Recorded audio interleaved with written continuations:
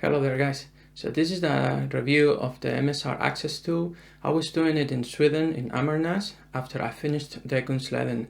But to be honest, I ran into a couple of issues. I'm just gonna start showing you how to pitch the tent, and then we just go through a few things, the good, the bad and the ugly. And then in the end, we're gonna have a conclusion. I will do it here in London because again, my memory card ran out of space. I just took a lot of video footage while walking in Kungsläden.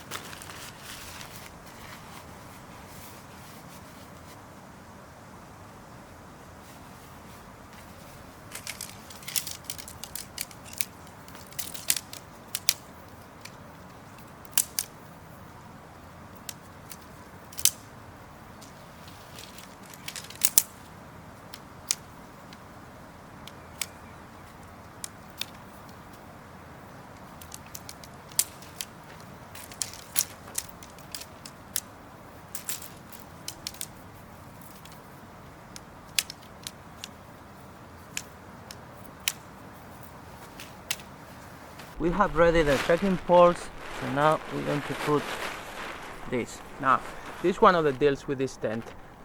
Imagine it's pouring down. You just want to go this way so that it rains the minimum possible on the tent. So you put one stake, then you will go to the other side of it, just unfolding the minimum as possible. Sorry, I didn't fold it properly. But imagine it's pouring down.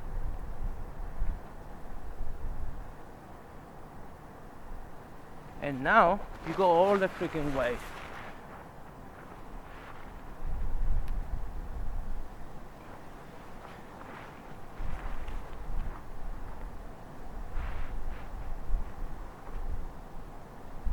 Alright. So now you want to proceed to put your tent pole quickly, because it's pouring down.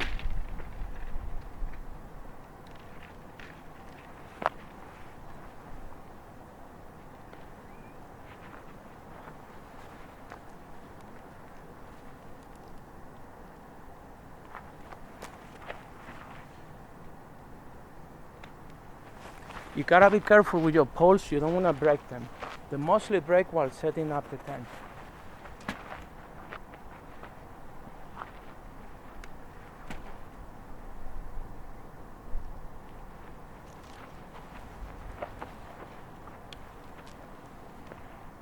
So you're gonna go as fast as possible because it's pouring down. But you don't want to make mistakes.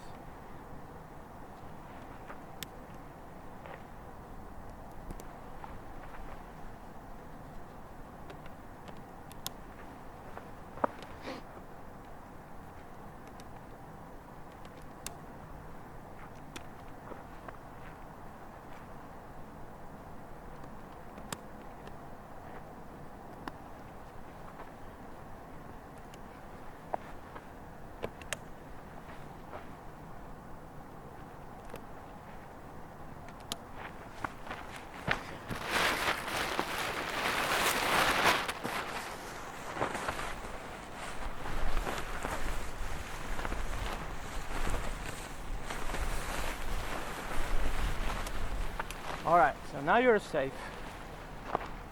There's no more rain falling in the inner, but you see the time it takes.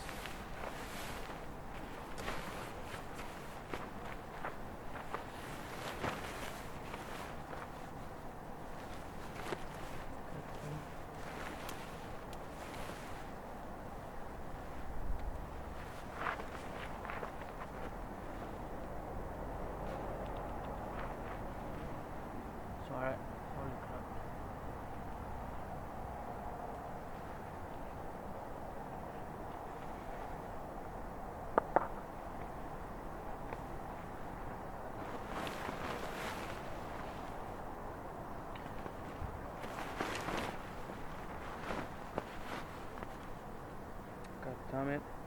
This is another thing with this tent.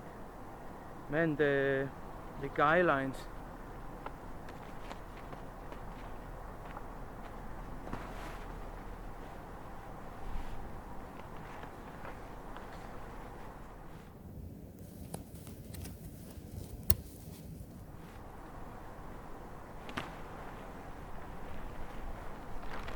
All right.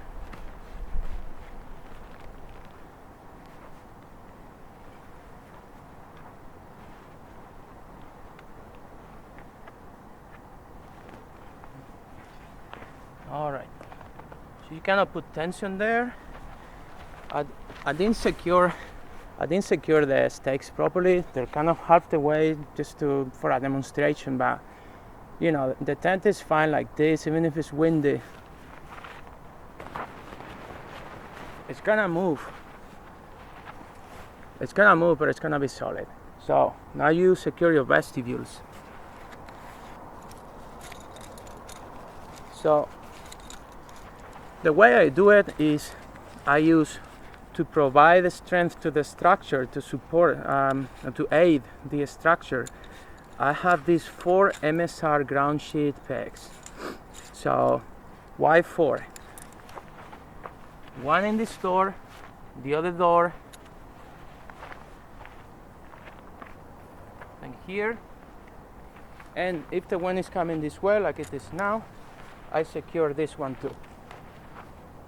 So that will be 4. Again, it's basically freestanding. It only has, as of right now, 4 pegs that are 2 grams each. And I didn't even put them down to the ground. I'll show you.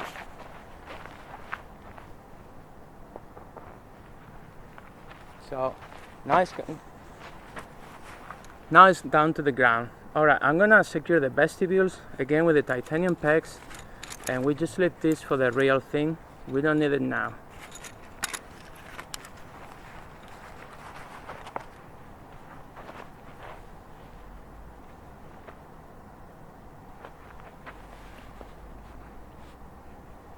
Boy, I gotta be damned, I forgot my cap.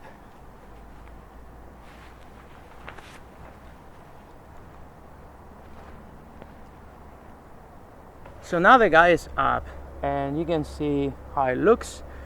And I'm just gonna walk around, and I'm gonna show you the good and the bad and the neutral I found. I'll speak about it. This door has Velcro here, there, and up here. You can just roll it.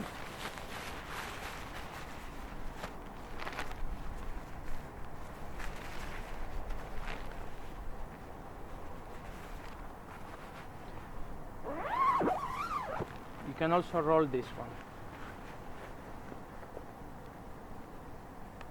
All right. So now we're going to move around. This is the door secure here, and this one outside here, versus this is the door when it's not secure. For the record, I'm 178 centimeters, 85 kilos. So this is one of the points, the way you get in and out.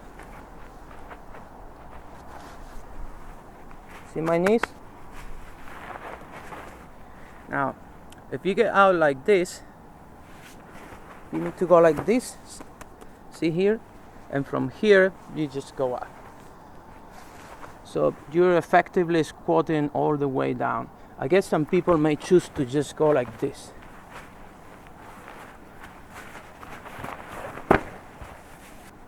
I don't like going like crawling in or out because it messes my knees. It's not for me, but of course you can do that and then it's easier for you, but I always do the other way around. You can do this too if you like it.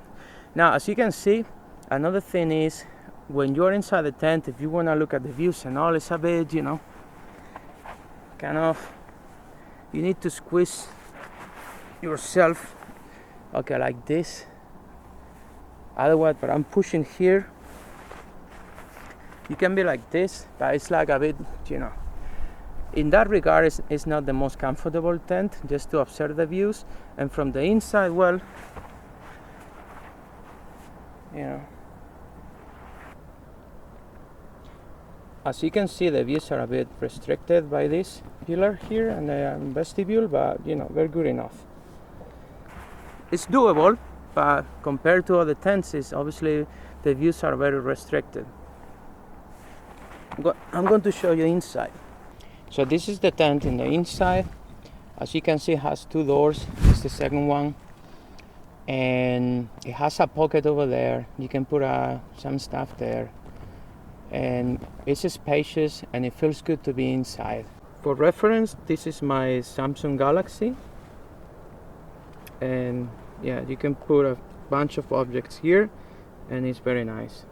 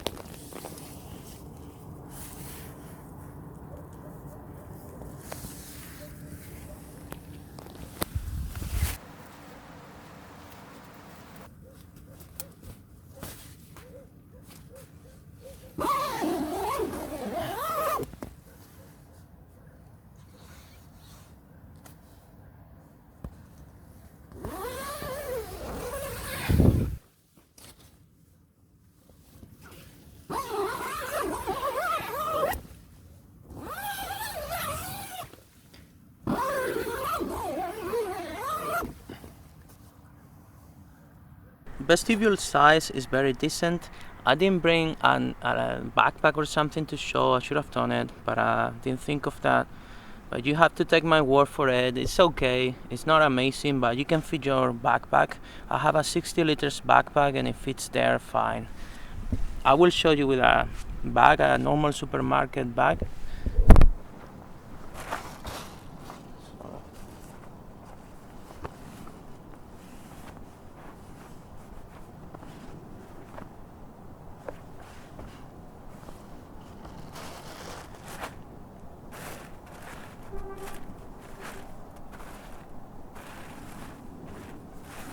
Your backpack will hit here, but that's still okay. It will fit there fine, no problem.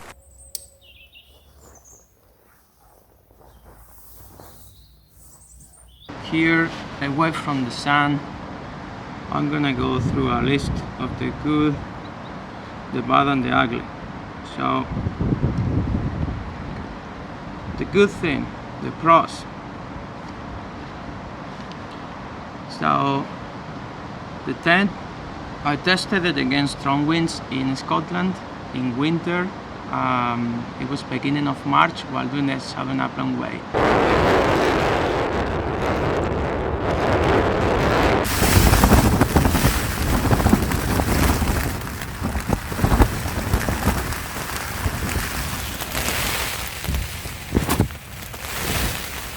Not too sure. And obviously while doing the Scottish National Trail, end of September, October.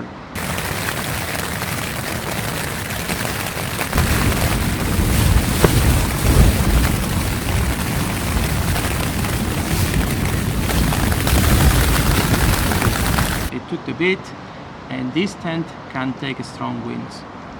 It moves, it shakes, it may scare you, but it's okay.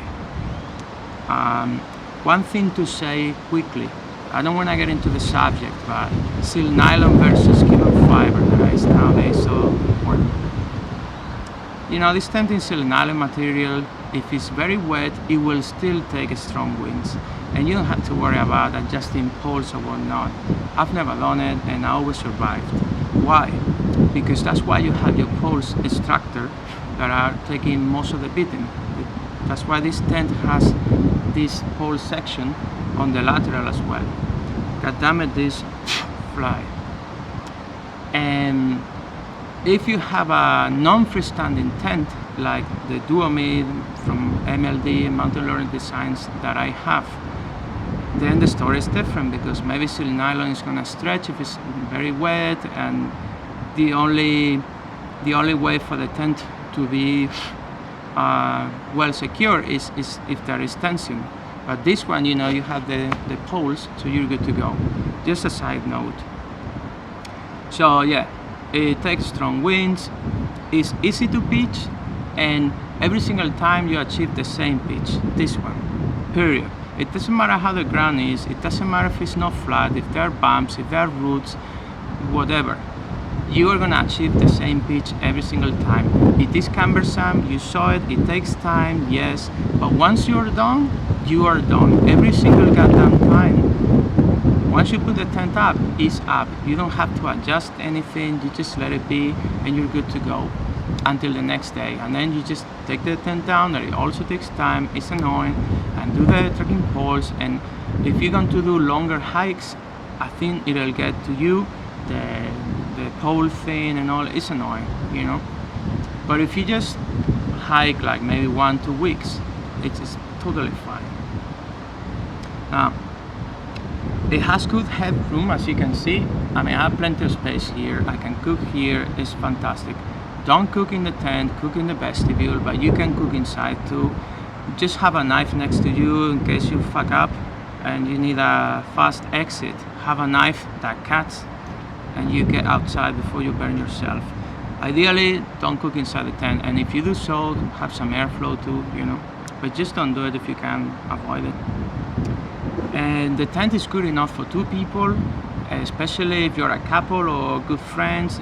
It's good enough, it's fine. I mean, you're a bit cramped, but this is not a 5-star hotel, we all know that, so it's good enough. It has 2 doors and 2 good enough vestibules, so everyone has their own door and you don't have to crawl over people, so that's good.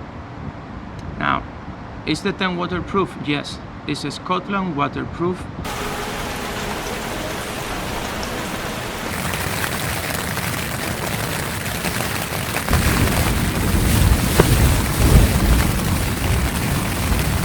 Did it rain on me, I don't know, half an ocean throughout the nights in Scotland? Yes, it did.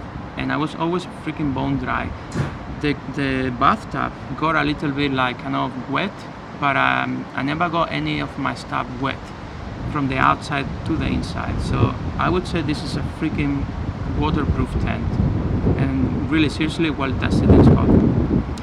Of course, I also tested in Cumbersome now, but you know, it only rained twice. So condensation, this is a big subject. Is it good? Yes, it's a great tent for condensation management. I've never experienced condensation in a way that it was annoying to me or a problem, never. It got damp sometimes because I pitched right next to 2 freaking rivers, and it rained. So yes, you're gonna get damp in the tent sometimes, but condensation, like sort of rain inside the tent, never. Only once I had little drops, but not falling on me. It was wetting off the roof of the tent or the ceiling, but it wasn't a problem. Only once, and I've slept in this tent like I don't know how many nights, but I would say 80 at least. So that's that. Condensation is great, really. Now, the neutral ventilation. Well, this is neutral because the tent doesn't have great ventilation, because you saw this little window up here.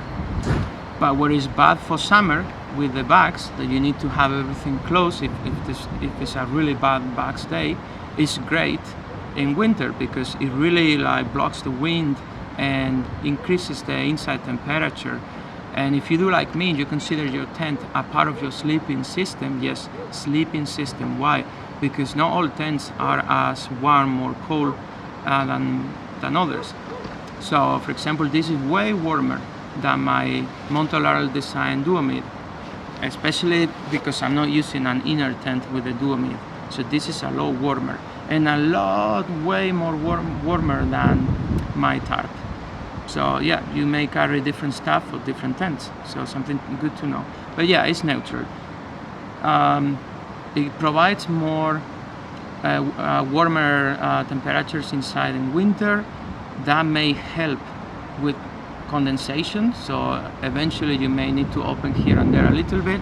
This is good that the vestibule had a two-way zip, so you can just open here a little bit to get your fresh air coming through and avoiding a lot of condensation. And the cones finally. The weight is 1.8 kilos. That can be a cone or not, it's up to you. Pitches inner first. I explained it before why. If it rains, it's gonna get wet, but it's no big deal, you survive. I have a workaround, but it's a freaking pain in the ass, so I'd rather take the rain. The poles can break and are hard to replace on the trail. Yes, you have this thing to sort of fix it on the trail, but I never carry that thing. Just be careful when you set up the tent and when you put it down, because those seem to be the times where poles break the most. So just be careful. Yes, if you have a non-freestanding tent, it's easier to borrow a trekking pole from a buddy, than replacing here the poles. But you take your odds, and these are just minors. I wouldn't decide based on that at all, but I just wanted to mention it. Now, getting in and out, if you are older, it can be challenging, as I demonstrated before. You can crawl out, and if that's good enough for you, fine. Or, some people have a knee injury or whatnot, or you saw me how I do it. That may be something to look into. Couple things to say. One, for the silk nylon sort of problem, but it works equally well for the DCF tent or material. Just this sponge, very humble. Just wipe the wet thing in the morning and you're good to go. Just squeeze it and it does a great job. And the second thing is, I've been using in the Kungsleden this ground sheet made of this window insulating material, forgot the name. And I reinforce it on the edges with this wrapping paper, 77 grams. It fits this tent. It did great. I don't think I have a single hole. And since this tent has this bathtub that I think is 40 deniers, then with just a thin one, you're good to go. It protects the tent. It insulates from cold, from humidity, and from wet and the rain. Just remember to cut it in a way that doesn't stick out of the rain fly. Otherwise, the rain falls on it and it goes inside, so it's not a good idea. And now real quick, I'm gonna show you how to clean the tent.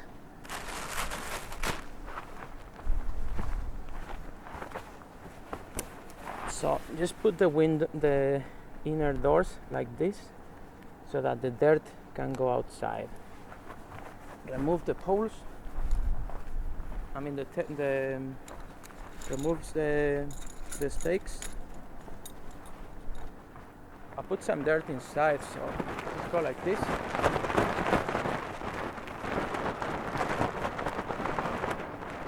And then spin around. The same thing on the other side.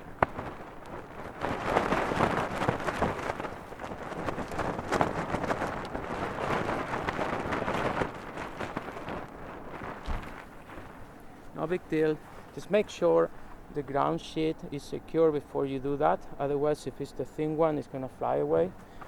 And then last, let's do the doors. Obviously now they don't work as well because the tent is not secure, but still pretty doable.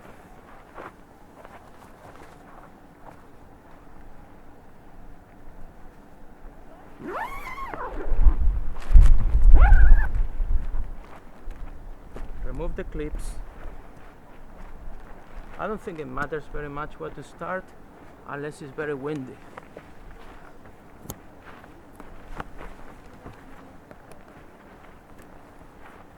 Alright. I always like to remove this pole first, but it's not a must.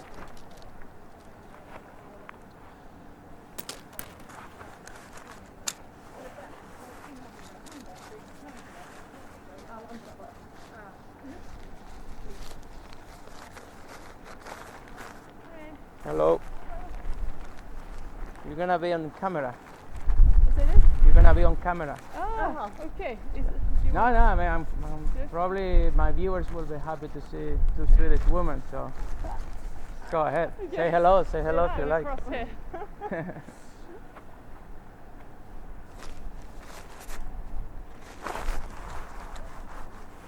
So I still keep these rubbers that came from the tent, and I still use them.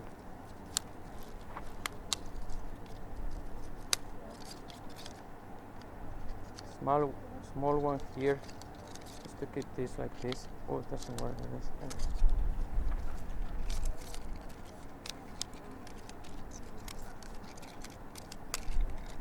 Okay, so now I just like to secure this little pole, the lateral pole first. This is secure. Go for the other one. The wind is coming this direction, so I start from here.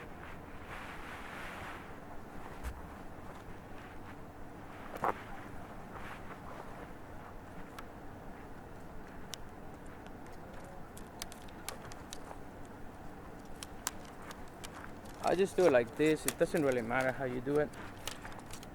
I thought it was a bit faster doing it this way, so I do it this way.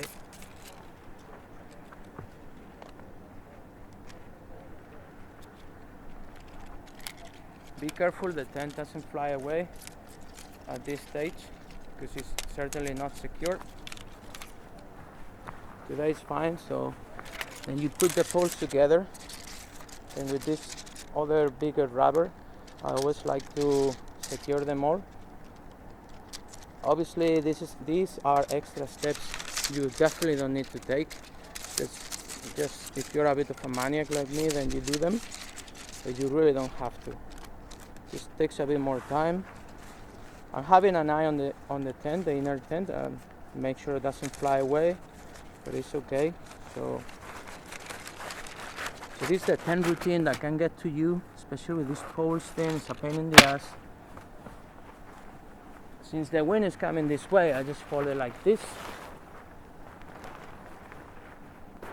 You can step on it,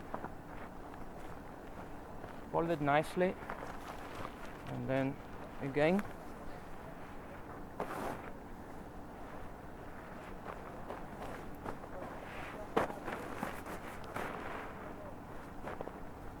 It doesn't really matter how you fold, as long as it's sort of nicely compressed. So in this last movement, what I like to do, I add my stakes and I put them in the center as I fold it into half. I like this shape more than the one that the original bag from the tent comes. So to me, the MSR Access 2 is a fantastic tent. I would say this tent is for someone that is going to hike all year long, that he will have to pitch sometimes in exposed areas, in the top of a mountain, wherever he has to trust the tent and its ability to take the elements. Whether it's very strong rain non-stop for days, like it happened to me in the Scottish National Trail, or whether it is strong winds or whatnot. Another thing to consider is how long you're going to be hiking for. In my experience, when I was reaching 20 days while walking the Scottish National Trail, and I was using the tent pretty much every single night, I got so tired of the tent poles, undoing the poles, undoing them. It's just cumbersome. It takes time, it's annoying. So if you're gonna be hiking like a week, 2 weeks, I think this tent is fantastic, and I think you'll be fine with it. If you're gonna be hiking for like 20 days or more, like through hiking basically, I would look somewhere else. First, because you may want to reduce the weight, and remember the weight is 1.8 kilos. So you want to consider that. So you may want to reduce that if you're through hiking, and also it's just cumbersome. All this pitching thing is cumbersome. The thing about pinching the inner first, should you give it much importance? In my opinion, not at all, really. And so I've said the problems that you have with it, it really is a problem. The moment you're walking and it's pouring down and you're looking for a camp spot, you're going to be thinking, now I have to pitch the inners first, and I'm gonna get the freaking tent wet and I have to dry it and whatnot. In practice, it's never been a problem for me, never. So yes, it's super stressful to pitch the tent when it's pouring down, because it's just raining on it and it creates a puddle on it, and it's just very stressful. You just can't be fast enough. I feel like Sometimes I wish I was like one of these Hindu goddess that has multiple arms and hands to just really pitch a tent real fast. But in real life, it's never been a problem for me. So I wouldn't let that thing get on your way. If you really like this tent for whatever reasons, and there are very good reasons for it, I will go for the tent no matter if it pitches in or fast. You just get used to it and you'll be fine. And another thing I forgot to say in the review is the tent in both sides and sort of the front and the back, even though it's the same, they look the same. It just has a loop for ventilation, so that's why I always carry 6 2-gram titanium pegs, because I use 4 for the inner tent and these 2 for the ventilation. Another thing I want to say, make the point again, is about the pitching, because now I have these 2 tents. One is sort of like a tarp tent. There is a CPAX Examid with doors, and the other one is a Mandalore Designs Duomid. So now that I have experience with that type of tents, I can value more these freestanding tents for this reason that I mentioned earlier. It just makes your life a lot easier. When it's pitching time, you don't have to worry so much about where you're gonna pitch a tent, because you have your bathtub that has you covered if it's wet, if the ground is wet, and it doesn't really matter if there's a bump or the terrain is irregular or there's a bush. Seriously, you have to be incredibly unfortunate for the tent not to achieve a perfect pitch. Every single freaking time you pitch a tent, you just get it done. It's cumbersome. It takes about 10-15 minutes. I need to go back on the video and see how long it took me for the video, but I think in my memory it took around 15 minutes. But I think that includes setting up the poles. What I've come to value now is once you go through this painful process of putting up the tent, it's over. You finish the thing, it's always fantastic pitch. You don't need to adjust anything, you just let it be the way it was, and then the following in the morning, you pack your tent. Period. Would I recommend this tent? Yes, I strongly recommend the tent. So if you have any questions, as always, just ask me in the comment section down below. And if you want to subscribe to my channel, then do it. If you don't do it. It's just up to you. And so thanks for watching. And if you end up buying an MSR Access 2, I hope it serves you as well as it has served me. See you all on the trail. Bye.